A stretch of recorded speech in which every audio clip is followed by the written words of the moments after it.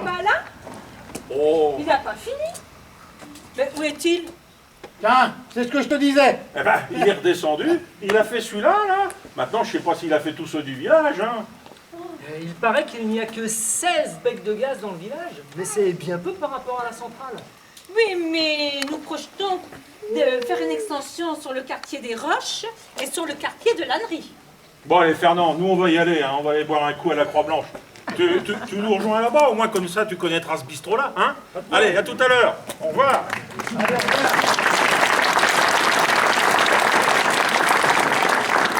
J'ai entendu dire qu'il y avait 426 becs de gaz à la centrale. C'est autre chose que ce chantier-là pour les nettoyer. Oui, nous le savons bien, mais c'est pas vous qui les nettoyez. Ah non, en effet, ce sont les détenus qui le font. Oui, c'est une main-d'œuvre à bon marché.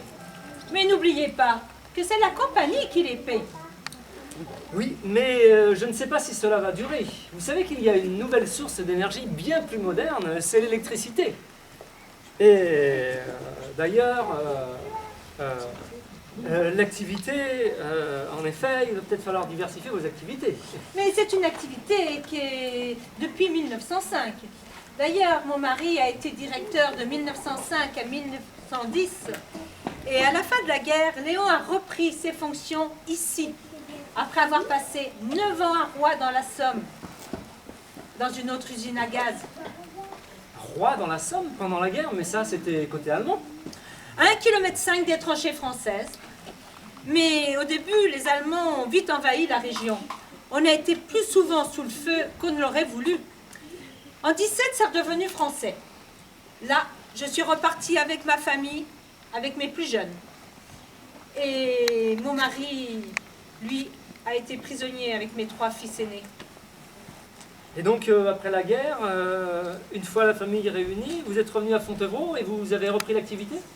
Mais c'est une activité qui se perpétue de père en fils dans la famille Rousseau. Eh bien, mais vous savez, en effet, il va peut-être falloir diversifier vos activités. Hein. Mais oui, on en parle. Mais vous savez, la preuve, c'est que mon mari, il a racheté l'usine. Et à la compagnie d'exploitation d'éclairage et de chauffage par le gaz. Il projette de faire une extension sur l'Annerie et sur le quartier des Roches. Ça, c'est votre projet. Enfin, il me semble qu'à la mairie, il y a une commission qui se charge spécialement de cette affaire. Enfin, et puis votre gaz, insensé. Il est passé de 40 centimes le mètre cube avant la guerre à 1,60 franc aujourd'hui.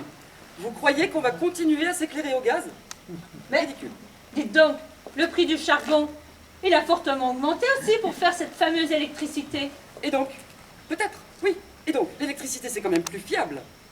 Ça n'augmente pas comme ça, c'est moins dangereux, et ça n'explose pas. Ah, ça, vous avez parfaitement raison, madame. Je vous le dis. La preuve, à Paris, par exemple, il y a déjà de l'éclairage à l'électricité un peu partout. C'est d'ailleurs ce qu'annonçait l'exposition universelle de 1900. Oui, ça je m'en souviens lorsque j'y suis allée en 1889. Mais, vous savez, dans nos villages, rien n'a changé, hein. C'est pas pour demain. Hein. Mais ça, c'est vous qui le dites. Enfin, à Saumur, il me semble qu'il y a une centaine d'habitations qui sont déjà équipées depuis plus de 20 ans déjà. Ah, ça, l'éclairage en ville se fait au gaz. Mais le chauffage ne se fera jamais à l'électricité.